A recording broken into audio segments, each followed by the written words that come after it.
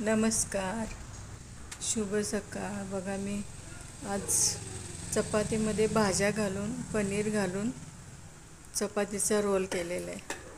त्यासाठी मी चपाती अगोदरच तयार केल्या, कारण मुलं भाज्या खात नाहीत ना, त्यामुळं मग मी अशी आयडिया केली आहे.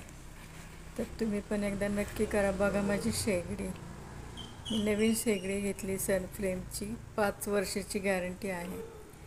मी तव्यामध्ये आता तेल घालून थोडंसं तूप घालणार आहे आणि लसूण भरपूर, आणखी हिरवी मिरची एकच घातलेली आहे.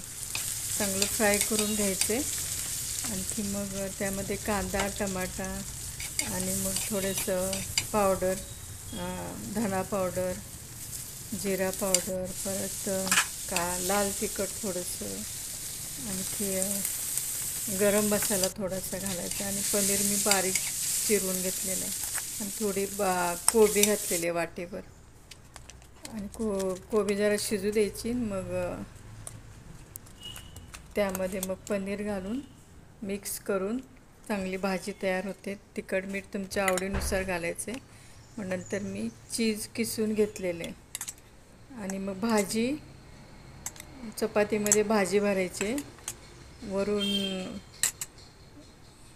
चीज घालायचे, आणखी थोडीशी कोथिंबीर. बघा हे रोल चांगला तयार होतो आणि मुलं आवडीने खातात. तुम्ही नक्की एकदा करून बघा. तुम्हाला कसा वाटला हा चपातीचा पनीर रोल? तुम्ही एकदा नक्की करा. माझ्या चॅनलला लाईक, शेअर, सबस्क्राईब करा. आणखी हे रोल मी थोडंसं तूप घालून मी परत तव्यात शेकणार आहे. माझ्याकडे बटर नाही आहे म्हणून तूप लावलेलं आहे. तरी हा आपला चपाती पनीर रोल तयार झालेला आहे आणि तुम्ही नक्की एकदा करा आणि तुमच्या मुलांना खाऊ घाला. कसा वाटला हा चपाती पनीर रोल? नक्की एकदा करा आणि माझ्या चॅनलला सबस्क्राईब करा.